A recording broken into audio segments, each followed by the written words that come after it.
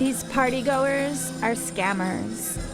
They work for an organized crime group known as Milton. They've had a good year. They've taken hundreds of millions from victims, and now they're celebrating. The scammers make so much, they can afford expensive sponsorship deals to make their brands look reputable. The fact that they sponsored Leeds Football Club, I just took them as being a proper investment platform. They just want to take your money off you. There were tens of thousands of victims across the world. A lot of these people were just like the rest of us. They're no smarter, no dumber. There was never any chance for all those customers. It's all a lie. I'll go undercover to find out how they convince people to invest. How are you, darling? How is everything going? We team up with a man who's been on the inside. My life changed radically. I have to hide now and think about security. We join Europol raids on call centers selling the scam. You don't understand anything I'm saying, even though you just responded to me in perfect English. Oh, did you know that this was a scam? No. And we travel to the former Soviet states, where it all began. Hi, Simona. I know who this guy is. Let's just call him Mr. Red.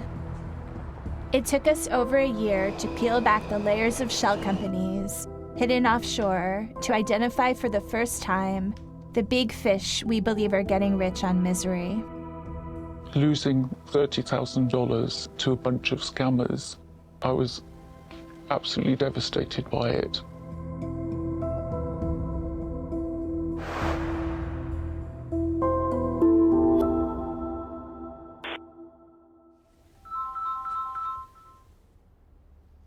Hello? Hi. Hi, this is Jen. Who's this? My name is Simona Weinglass, and I'm an investigative reporter. And I think I'm about to be scammed. 80% of my clients here started the same as like you. They don't have any experience also in trading. I'm pretending to be a school teacher called Jen, and I've signed up to a number of trading platforms to see how this scam works. This software will gonna scan and analyze the 5 major assets in the financial market 24 hours a day, 5 days a week. Sounds fantastic. Software like this normally costs a fortune, but can I trust her? And where are you calling from? I'm calling you from London, UK. Oh, you're calling, but you have such an interesting accent. Where are you from originally? Well, basically, I'm not from UK. I'm just migrated here because of this job. We will be going to give you a senior account manager who can teach you how to use the software successfully and show you how much profit you can make on a weekly basis. Okay? I know all about call center scams. I've been investigating them for years. Now, I'm posing as a teacher who wants to make some extra income to help pay the bills. I'm pretending to be Canadian, as the scammers don't call Americans like me. Because here in Washington, D.C., a team of prosecutors successfully brought down one such scam, sending the woman running it to prison for 22 years. How big was the problem at the time when you started investigating? Like, why did you even take it on? Just in the handful of organizations that we were focusing on initially, there were tens of thousands of victims across the world. I mean, there was one victim who had reported losing $400,000. A lot of these people were just like, any of the rest of us. They're no smarter, no dumber, professionals. Quite a few people who worked for the government had long careers in the government who ended up being defrauded by scams like this. 3 years ago, I was part of an international investigation with the Swedish newspaper Dagens Nyheter. For the first time, we revealed the existence of a criminal group called Milton. Now, I want to expose the senior men really behind it.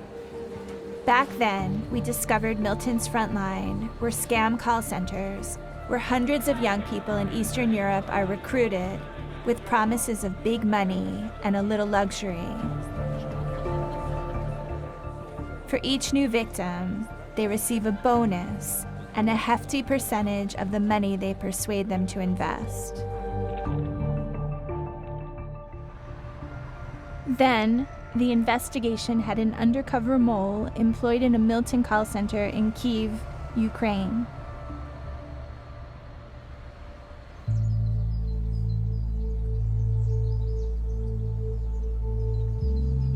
When the investigation came out, he went into witness protection. We tracked him down to see if he could help us go further and identify the masterminds behind the scams. We have to protect Alex's identity. We've changed his name and voice. He's paid a heavy price for going up against the criminals in the Milton Group, and now has to live in a secret location away from friends and family. Despite the risks, he's determined the criminals see justice. I hope that with his inside knowledge, we'll be able to piece together the clues to reveal how the criminals work.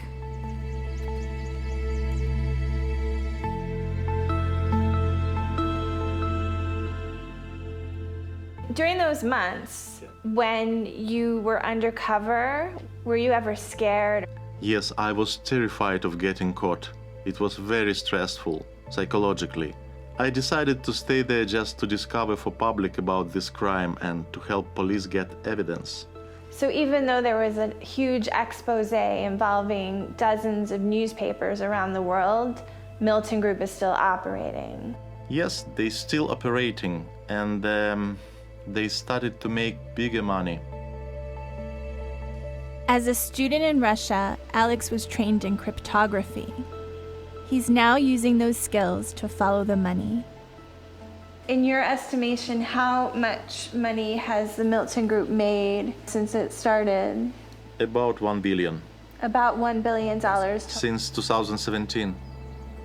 You're saying 100% of people lost money, meaning they lost at least some of their money? Yes, not a single cent went into a real trade. What happened to the money once people deposited in their account? Victims think that they have a real account with the company, but there is not really any trading, just a simulation. Fraud is larger than it's ever been. Last year, victims reported losing £4 billion in the United Kingdom. Most people never come forward.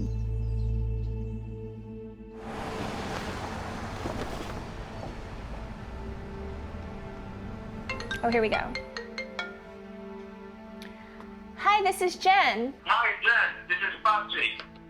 Oh, I'm so glad we're finally speaking. With Alex's help, I'm now talking to the Milton scammers. Patrick works for one of their brands, Koinivo. How are you, darling? How is everything going? I wish all the best for him and you too, darling. Thank you. Thank you very much. So how is your day for today? I want to see what sort of promises they make to persuade me to invest. How much money do you think I could make in a month doing this? When it comes to $500, getting something like 70 or 80% or 90% as a return.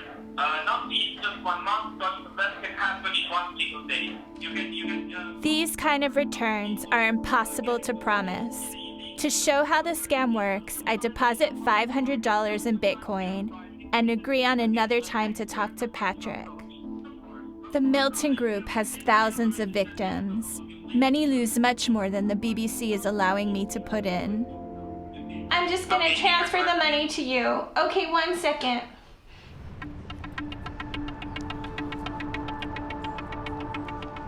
I'm on my way to meet Londoner Barry Burnett, who started making 10-pound trades after signing up with a prominent Milton brand, EverFX.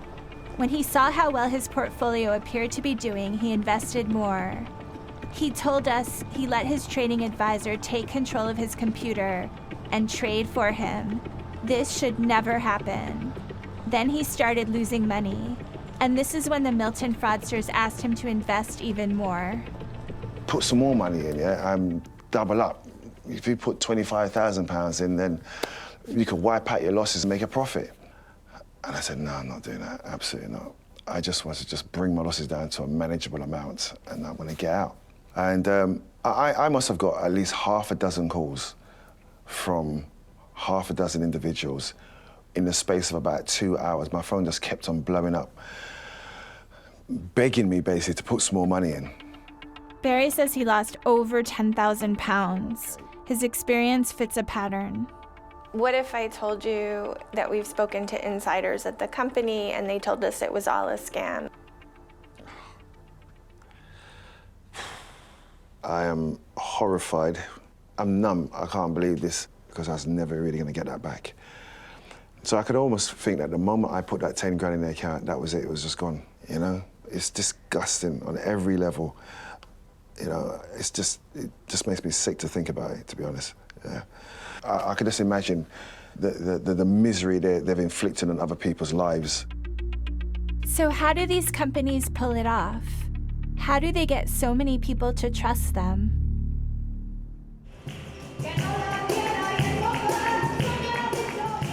The brand Barry used, EverFX, became established through a high-profile sponsorship deal with one of Europe's biggest football clubs, Sevilla FC.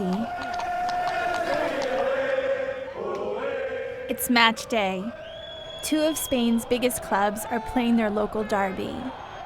Over 2 years, the Milton Group spent an estimated 7 million euros with Sevilla FC to promote their brand EverFX, including glossy promo videos like this. Sevilla even used some of their biggest players to unwittingly sell Milton's brand. I didn't know much about trading, but EverFX taught me everything I needed to know. Forex and football are both unpredictable industries, but these guys have all the necessary material to help out new traders like myself. So thank you, EverFX. EverFX, main global sponsor of Sevilla Football Club.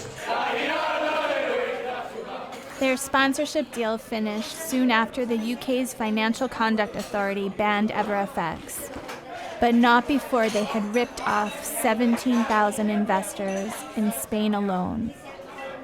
Lots of the club's fans know people who have lost money on these scams. Tenemos que exigirnos un mínimo de conocimiento y de decencia, porque el hecho de que una marca se asocie a nuestro club también nos daña. Hey, Mark. I'm good. I'm in Seville. On a side street, I went to talk to someone who also investigates these scams. Mark Solomons works for an Australian investigations firm that tries to get money back for victims. The thing with Milton Group is that they tend to they'll hit people up for a certain amount and then they move on, and they kind of like to work in bulk. I mean, the EverFX logo, it's hard to imagine that most of the fans haven't been exposed to it. It must be because it's giving them access to a particular demographic that's maybe prone to gambling. The brand awareness that these deals generate is essential in making these scams appear reputable. We found that 40% of the English Premiership signed sponsorship deals with suspected scam brands outside the Milton Group. This includes Chelsea, Everton, Fulham, Leeds, Liverpool, Manchester City, Southampton, and Tottenham. They were all either investigated by regulators, fined by regulators, investigated by police, or banned by the Financial Conduct Authority, including FXVC, who sponsored Leeds United until 2021, when they were banned by the Financial Conduct Authority. While Leeds made promos like this, FXVC scammed hundreds of thousands of pounds while using its sponsorship to look legitimate.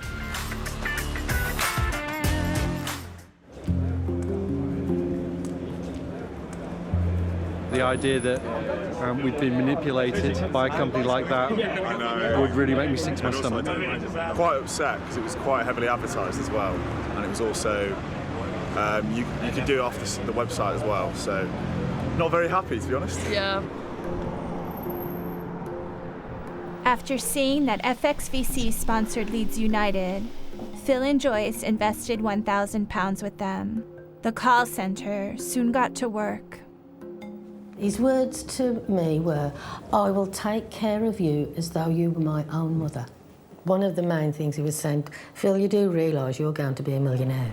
Despite the extraordinary promises, the couple say they believed FXVC was a reputable trading platform.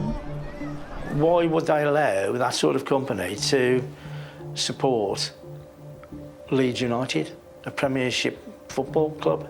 Why? It just doesn't make sense to me. So I took it at face value that they were a good, reputable company. Phil invested more, betting £100,000 that the price of Bitcoin would go up, and his account showed an £85,000 profit in a weekend. So they put in more and more. He said all along that you can have your money out. There's no problem to have your money out whenever you want. But when they started losing money, their account manager told them their balance had fallen below a threshold. So to get their remaining money out, they would have to put more in. So they did, and then lost it all. We had lost £341,000 within 7 days. They don't care who they hurt. They don't care who they take money off. They don't care. I knew he was really deeply distraught over it, and I knew he would be humiliated and ashamed. He literally hung on to me that day, just apologising and saying, I'm sorry, I was stupid. Leeds United have got a duty of care to make sure the people they're associated with are legitimate companies and not doing these sort of scams. Leeds United told us, as soon as we were made aware that FXVC had lost their licence, the agreement was terminated. FXVC denied any wrongdoing and told us they fully complied with the ruling by the FCA. The Premier League clubs that responded said deals were ended early, were not renewed, or that allegations against the potential scam companies only came after the sponsorship deals had ended. And Seville FC told us that once the contract ended, there was no more contact with EverFX. While these shiny videos may be history, no one to date from EverFX or FXVC has been prosecuted for these scams. One of the reasons is that criminal investigations are highly complex, expensive, and the scammers seem to always be one step ahead. In Britain, none of the victims we've spoken to have had their cases pursued by the police.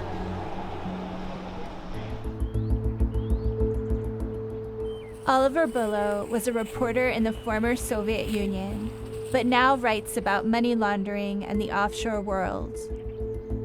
Am I surprised to hear that the British police have done nothing about these reports? No, that is wearily familiar. If you're famous, they'll take an interest, but if it's just, Mr. and Mrs. Smith have lost their retirement savings, 40 grand, 50 grand, 60 grand, send in a report and nothing will happen. Oliver believes that the scammers hide behind a complex series of offshore companies to protect their true identity. If you are coming at it as an investigative journalist, or more likely as a law enforcement agent, you have to go to every one of those jurisdictions, write them a letter, a formal process, and then receive information about the ownership of that company. That may take you 6 months, it may take you a year, it may not be possible at all. So the point of the complexity is to make things incomprehensible, and essentially to try and force other people just to give up. I'm not about to give up, but I do need some help. In a sleepy town in Germany, I've heard the fight back against Milton is underway. It's an unlikely hub for the high-tech fight against the scammers. The cybercrime unit here, in contrast to the UK, is making arrests across Europe and beyond. Nice to meet you. Nice to meet you. Welcome to Bamberg. Thank you. Hello. Using digital techniques, the team can follow the crime through the dark portals of the deepest parts of the internet and chase down those perpetrating it. It's directed by public prosecutors, methodically gathering evidence and forensically tracing the huge sums of money it generates. They are operating like professional, legal companies, and that's what we say, this is organized crime. And how much money are some of these larger organized crime groups bringing in? Probably hundreds of millions per year. Investigating financial scams like these means following the money. So let's say we have one victim of whatever platform, and we know he transferred his money to this bank account of whatever company here in Germany. And then we have all the transactions of the company, of the bank account, and we see there are so many other victims from Germany and Austria and Great Britain and France who all send their money on this bank account, but those cases are still unreported. And our biggest problem is that we only see the reported cases. Their investigation is making headway. Last year, they seized these assets from another criminal group who also operated investment scams. But the methodical gathering of evidence takes years. In the very beginning, we weren't sure at all whether we will identify any suspects and that there will be any arrest ever. But after 3 years, we see there are dozens of arrests, and we were able to identify really huge networks of scammers. I wanted to know if the prosecutors were aware of who was behind the Milton Group, so I had to ask. Who are the big bosses of the Milton Group? No comment. No comment. Good evening. Hi. It's Antoine from Carnival. I'm speaking with Madam or Mrs. Jennifer Kristen. Yes, you are. You're speaking with Jen. Okay. Hi, Jen. I am Antoine Medici. I'm calling you from England. I've been passed up the chain to a retention manager. It's the same job that Alex had while working in the call center in Ukraine. Then he sold a few different brands, but he has since discovered many more that follow the same pattern. He unearthed scores of different brands, but they all had identical sign-up pages, exactly the same wording in their terms and conditions, and exactly the same login pages. Alex has then discovered that they all share the same unique code in their design and the same online deposit page where clients can choose to invest with dollars, pounds, or cryptocurrencies. EverFX has the same sign-in page and the same code and the same script and the same structure as all these other websites. Yeah. So you're 100% sure it's a Milton Group website? Yes, I'm 100% sure. Okay, let's look at how many brands are there total. 152. Wow. It's a huge brand network, but are there any other connections? We decided to follow the money. Like me, a lot of people now hand over Bitcoin, and Bitcoin is on a public ledger, which means you can follow where it goes. So it should be simple, but it's not. Because there are thousands and thousands of crypto wallets that channel the money. When I started this journey, I put my money into the brand Coinevo. Victims have been doing this for years, putting money into other brands, including EverFX, the brand that scammed Barry. The money then moves through a complex system of wallets, but ultimately ends up in just a few dozen, we suspect, owned by the people behind the scam. We don't know for sure who owns these wallets, but mapping this network is useful because it shows these brands are linked. We saw my Coinevo money joining a money route from EverFX here, before continuing through to the rest of the network.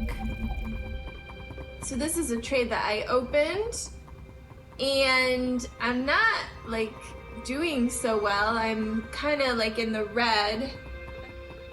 I've been trying to contact Coinevo, but have heard nothing back. Perhaps they know who I really am, or are only interested in people who've invested more. Antoine still doesn't get back to me, so I decide to cut my losses and withdraw my money. Then I get this email. Hi, Jenny. The passport you've sent us is a fake. I assume you know this. So go yourself, pretty please, with sugar on top. Despite chasing, I never got back the money that was still in the account.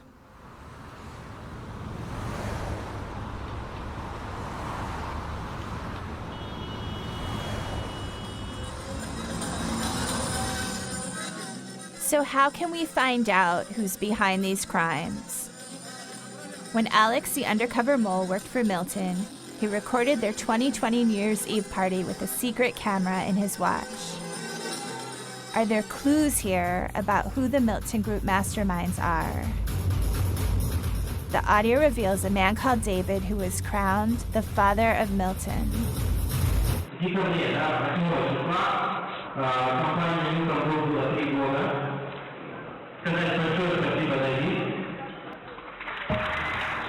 When I worked on the first investigation, we identified this David as Georgian national David Todua.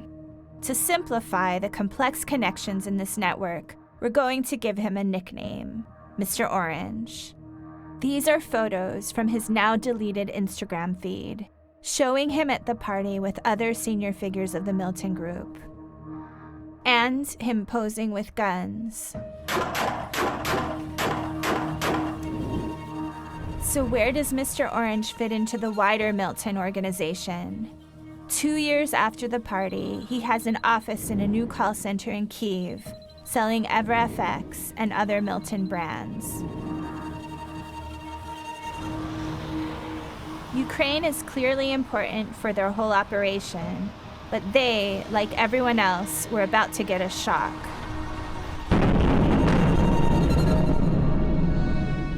Ukraine was invaded, and Alex, keeping an eye on scammers from his hiding place, was seeing evidence online that call center staff were fleeing the war.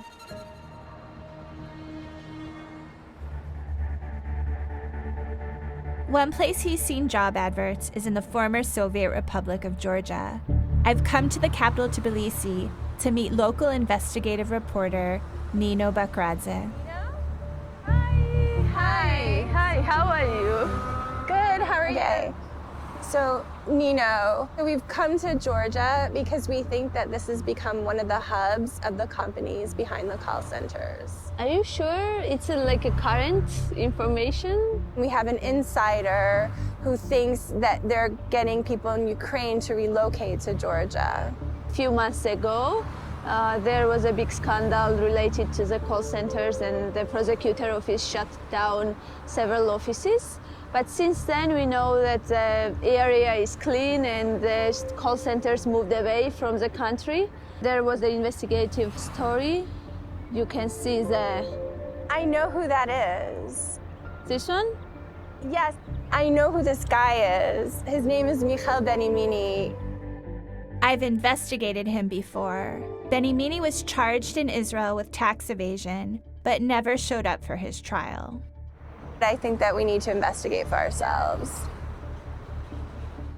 Our own research shows that Michael Benimini, let's call him Mr. Red, registered an early Milton brand, Cap MB, so this suggests that he's been involved for a long time. I'm curious, but it doesn't take Nino long to come back with more.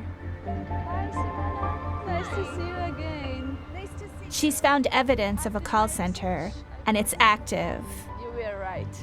It's called MG Capital.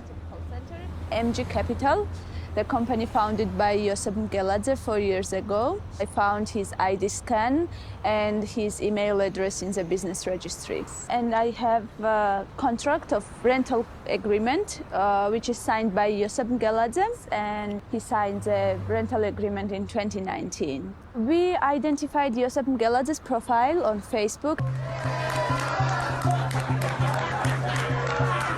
Then we found out the people on the photos. So we found out a person who worked at the call center, and we persuaded her to talk to you. We met the young woman who'd worked at MG Capital in central Tbilisi. She doesn't want to talk on camera, so we're not showing her face and have changed her voice. Even now, it is really hard for students to find a new job with a good salary. When I started this job, I didn't know what we were doing in reality. I thought we really were helping people, but when I get to understand what really was going on, I really felt bad for those people who got scammed. Ivana was told to choose a fake, English-sounding name and never reveal that she was calling from Georgia. She was selling a Milton brand. It felt really good that I could get out of there before I could do something bad to someone. But who is Joseph Megaladze, our Mr. Green? Can his other business links tell us anything about this network? We already know that he founded and used to own MG Capital, which seems to have sold Milton brands. But Mr. Green also founded this company. Its directors have included two men who seem connected to the network. This guy, Mr. Blue, owned a company called NASPay, which has provided tech to the Milton Group brands, a company that he sold to Mr. Orange, the gun-loving David Todua. And together with Mr. Pink, Mr. Blue is senior in EverFX, as well as other crucial Milton tech companies. And finally, some of these key companies operated from the same building that housed Mr. Orange's new office in Kyiv. This is all looking very cozy.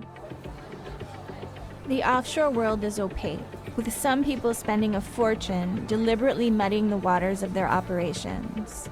But they can't be sure that the past will stay buried forever. As the world wakes up to the revelations of the Panama Papers, we'll ask why. Back in 2016, millions of documents that were meant to be confidential were leaked. They revealed the true owners and inner workings of directors of hundreds of offshore companies. They were called the Panama Papers. So let's go back in time and see what the leak can tell us about our people of interest. 4 of them are there. They have a history together and appear to be running a network of non-Milton companies across the globe. But many of these companies have something in common. They're linked to an office block in Tbilisi called the Pixel Building. The paper trail ends here. Throughout all of our Panama Papers investigations, we've analyzed thousands of offshore documents. And one person appears to have founded or registered many of these early non-Milton companies, Mr. David Kezrashvili. But who is this Mr. Kezrashvili?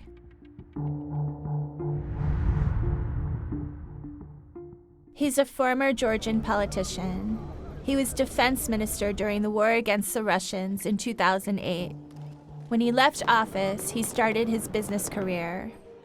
Based in London, he can't return to Georgia as he was found guilty of corruption in what he claims is a politically motivated case. Accepting this, the British courts refused to extradite him. In Georgia, he's remembered by some as Mr. Offshore, and the leaked non-Milton company data shows he sat at the center of this network of offshore companies. Our men were given senior positions in these companies, which Mr. Kezrashvili registered all over the world. Multiple roads seem to lead to him.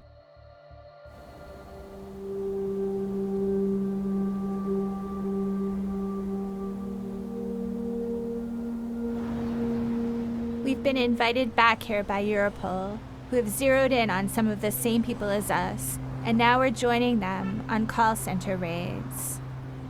Simultaneous actions are taking place in Ukraine, Albania, and North Macedonia. We have no idea where we're going. We were told to follow the car in front of us. The last time they did a raid like this, the bosses of the call center were tipped off. So everything depends on secrecy.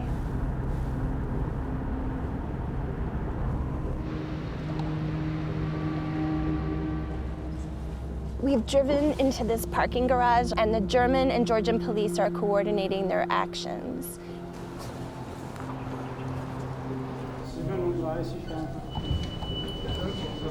The prosecutors have just walked in, but he told us that the place has already been secured.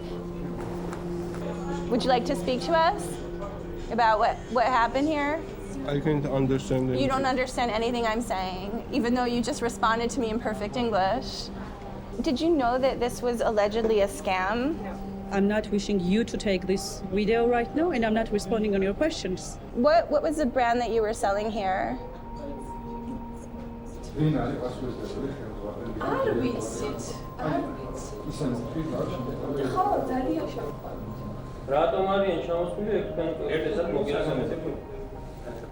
არიცით რატომ არიან ჩამოსული? ანა თქვენ არიცით ჩვენ რატომ ვარ ჩამოსული? მოიცით ხოლმე? არა, ძალიან კარგად. არა, არ ვიცი. კარგი, მაშინ სულ მოგვიანებით მოგახსენებთ. We are quite happy with the situation right now as far as we can examine all the materials and the people. We see some evidences, clear evidences for a German desk as far as the German market is targeted. And obviously we see quite good hints to such an activity here. Right now, there are 30 raids across Georgia. In the center of Tbilisi, they're hitting a company we already know, MG Capital. These screens are really interesting. Here you have a back office of a brand called Eco Sales, and you have the names of people that they were calling to get money from them. And here you have 4 British names here. So you can see that this is just a call center that was allegedly scamming people all over the world. And let's see if we can see how much money they got from various people. Looking through our footage afterwards, I found a note. No liabilities, wants to buy a property, not discussing number, but has savings. Savings less than 10K, very should scam soon. For the German prosecutors, this has been 4 years in the planning, and now they've time to reflect. We know that, of course, for example, the FCA in Great Britain say scams are the biggest threat for private investors. But on the other hand, we see, due to our actions and our investigations in the last years, that there are also some positive effects, that the perpetrators are more careful and at least do not target the German market as much as they did maybe 2 or 3 years ago. The overall damage is still in the hundreds of millions. Probably we can talk about billions, not only in Germany, but all over the world. We noticed a lot of British victims on the computer screens in the call center. If you ended your investigation, where would that leave them? We have to be realistic. We can't save the world. It's already pretty hard work to save the German market. There should be some kind of law enforcement in Great Britain, as far as I know, so that's their main responsibility. And to see it from a legal perspective, it's not in our jurisdiction.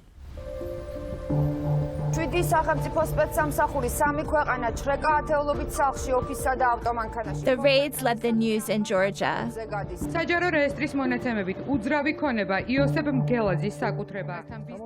Megaladze is our Mr. Green.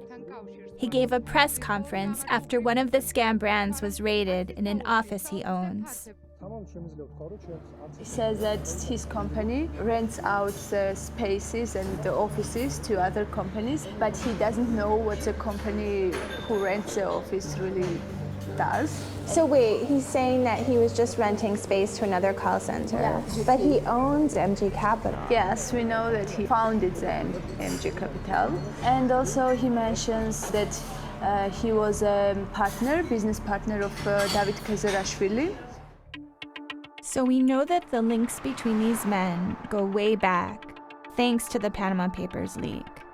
Then, the pattern was that Kezerashvili was the link between our men. But if the real links were confidential before, might they be confidential again? So fast forward to the present.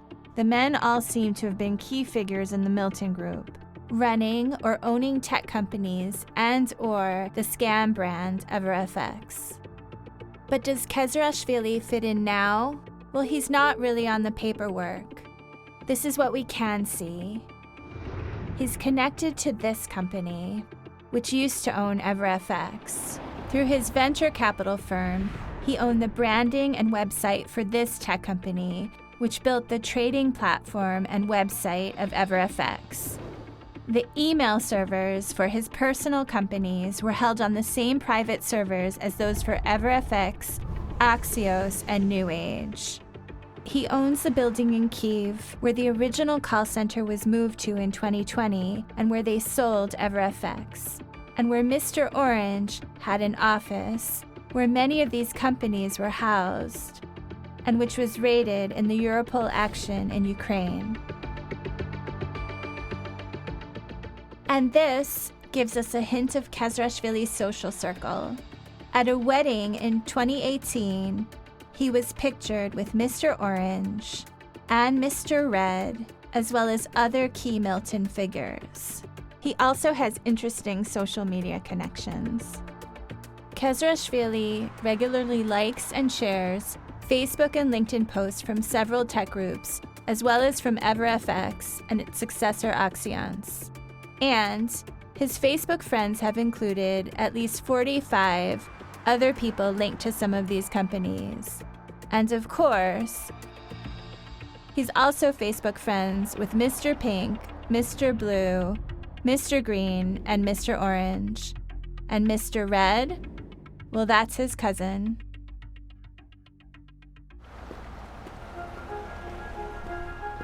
We went to Mr. Kezrashvili's £18 million house in London to see if he could answer these questions about his role.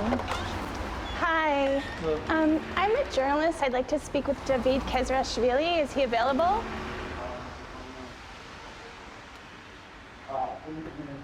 He's not available? Okay, thank you very much. Okay, bye-bye. He wouldn't talk to us, but his lawyers made clear that Mr. Kezrashvili strongly denies any involvement with Milton or that he gained financially from scams. He says that EverFX was, to his knowledge, a legitimate business, and that connections we have found to the people and IT behind it prove nothing. Mr. Chalidze and Mr. Gogashvili strongly deny our allegations, saying that EverFX is a legitimate, regulated platform. They deny knowledge of Milton or any connection between EverFX and the brands we identified, who they suggest have misused its source code and brand to confuse users. They say EverFX has never had a crypto wallet and has no control over how its third-party payment processors direct funds. Mr. Megalazzi said, "I completely deny these allegations. I am not involved in any way with Milton. I have never owned call centres or any other businesses engaged in mis-selling financial products." Neither Mr. Benimini nor Mr. Todua responded to our questions. EverFX denied our allegations, saying that they are a legitimate and regulated platform where risks are fully explained. They investigated Barry's case and found he was responsible for his losses. In our anonymous case, they told us her losses were as a result of her moving to an unconnected company, and that they fully cooperated with the FCA. The investigation Alex and I started has culminated in police raids on Milton offices across 5 countries, closing down 15 call centers. But only 5 suspects were arrested in those countries, all just employees. Which is little consolation to the victims of Milton. I feel completely embarrassed at how well I was fooled. I just don't want my friends to know how stupid I've been. I've always worked really hard for everything I've earned in my life. Losing $30,000 to a bunch of scammers, I was absolutely devastated by it. I just don't feel that I could confidently trust anybody again.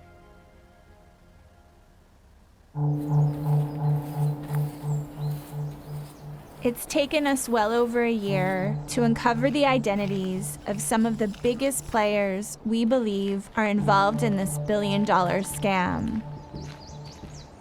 Wading through this complex and sophisticated tangle of shell companies, digital evidence, and crypto wallets, we felt able to name them for the first time. Since the raids, Alex has been tracking Milton's crypto wallets. So their volume is lower. The volume is lower. So that means the raids have had a big impact. Yes, I think it is, because we see a very significant decrease in the turnover. Good for victims. Good for victims. So the raids did have an impact. But our recent analysis suggests the scams are picking up again, now at nearly 85% of what they were. So can this billion-dollar scam ever be stopped? The money that flows from these kind of crimes through the offshore world into the pockets of a small number of people is so attractive and so corrupting that it's incredibly hard for any society and any political system to conjure up the wherewithal to stop it. 4 months after the raids, we're not aware of any prosecutions of any of the people we've identified. But Alex and I are not about to give up.